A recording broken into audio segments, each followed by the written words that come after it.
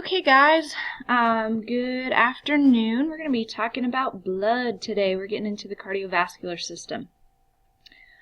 So first thing we'll talk about here is what is in it. Blood is considered a connective tissue, believe it or not.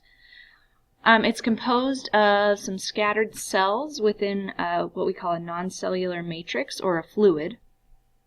And there's two basic components here. You've got about 45% of it are made up of cells, red blood cells, white blood cells, and then what we call platelets.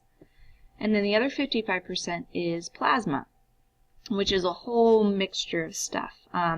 Plasma is mostly water, but then you've got some amino acids, proteins, carbohydrates, lipids, vitamins, hormones, electrolytes, and also any waste from your other cells is carried in the plasma.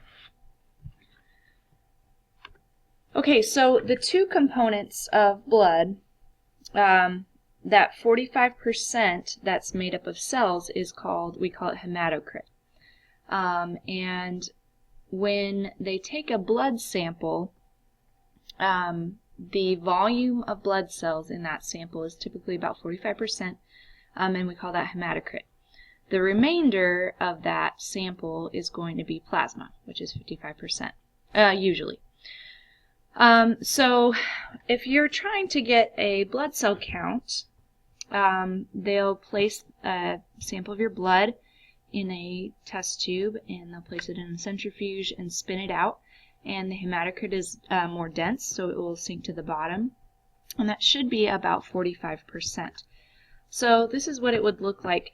Over here we've got a centrifuge, and so when they put that blood in and they spin it out, the bottom is going to be red blood cells, and that's that 45% hematocrit. Then you've got the rest is plasma, most of the rest, 55%.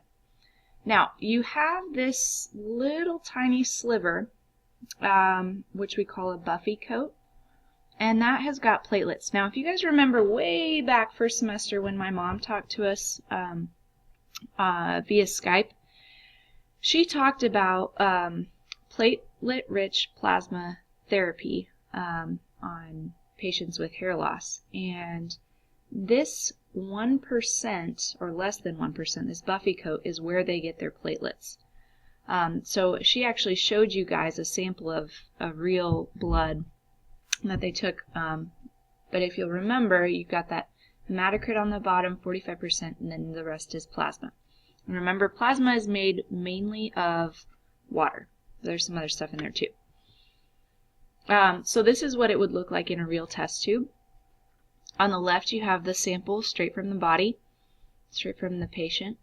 And then in the centrifuge after about 5 or 10 minutes, this is what your sample will look like. So in this patient we see a high volume of hematocrit. It actually looks like a little over 50% hematocrit, and then some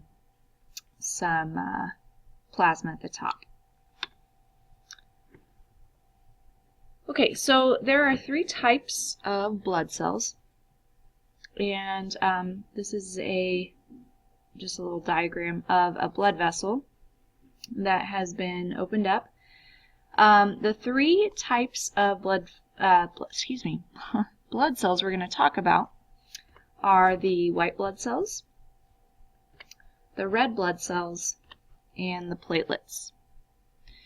So the white blood cells all have kind of a different structure, but they are very large. Okay, and each type of white blood cell is going to be a little bit different, but these are going to be very large cells. Now, red blood cells are all going to look very similar. They have this biconcave shape, and they've got this nice hole in the center for oxygen to bind. Okay, and then platelets are smaller. They're more flat shaped, and they're more irregularly shaped. So the 3 types of cells have specific anatomical names. Red blood cells, we're going to abbreviate those as RBCs. So if you see RBC anywhere, know that that's a red blood cell. Those are called erythrocytes. Then we've got white blood cells, or WBCs, and we refer to those as leukocytes. Finally, our platelets, those are called thrombocytes.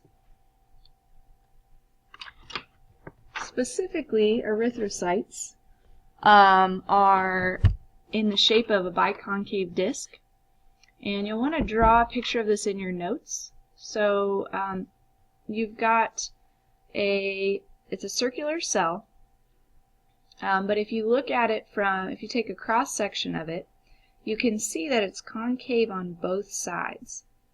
And in the center there is where you're going to find hemoglobin, which contains iron, and it actually binds oxygen. Okay, so this is why blood is so good at transporting oxygen, because it's got these red blood cells to transport those little oxygen molecules.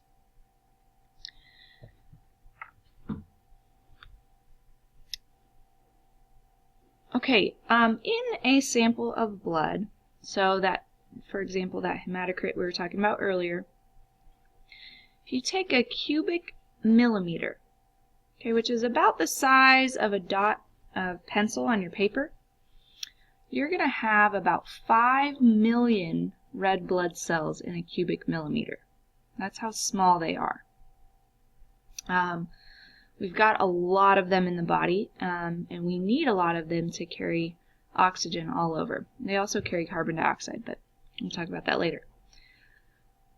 Later on, we're going to do a lab activity with red blood cell count. And red blood cell count, we're going to abbreviate that, RBCC, and that's the amount of blood in a cubic millimeter. Amount of blood cells in a cubic millimeter.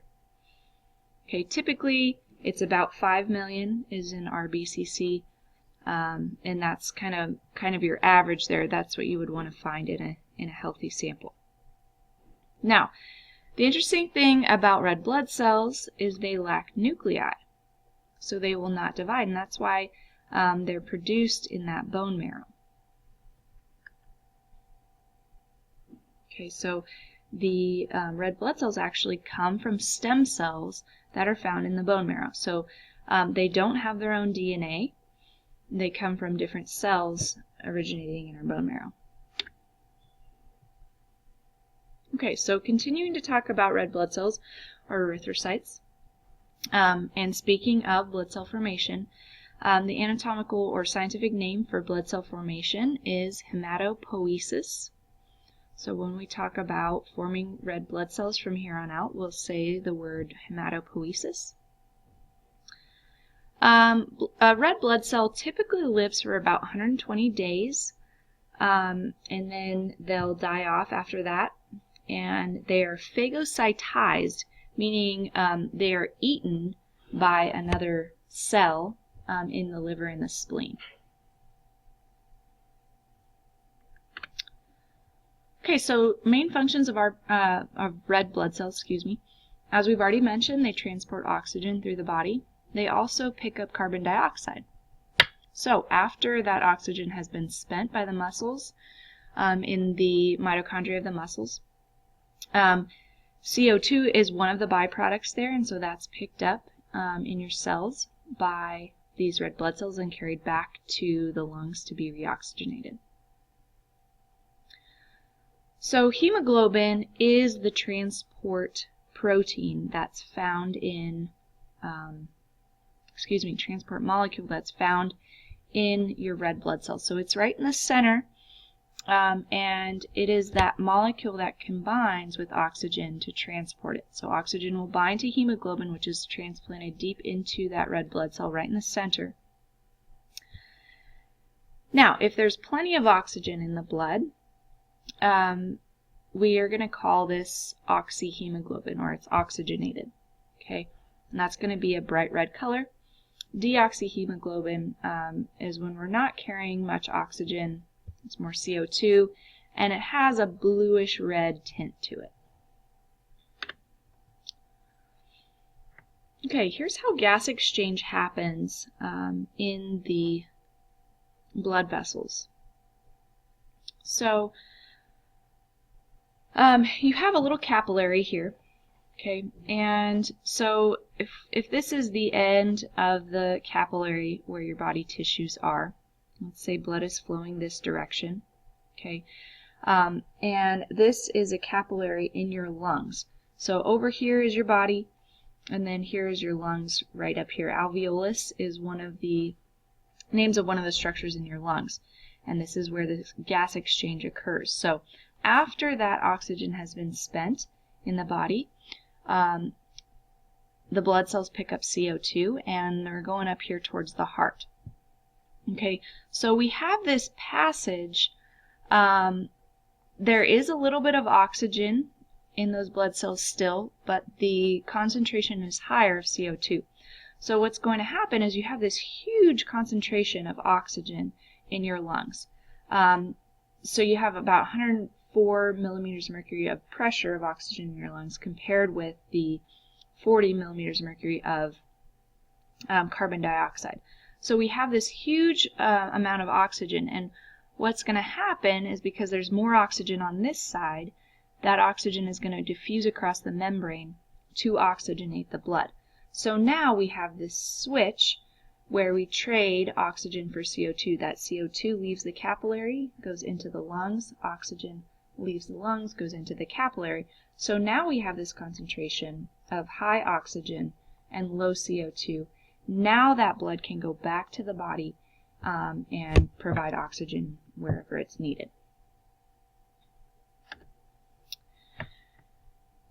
Okay, so talking about hemoglobin, iron is super necessary for hemoglobin formation. And after this video is over, I'll have you guys go to this site here. Actually, I'll bring it up here. So hemoglobin looks just like this. Here's the structure. Let's see here.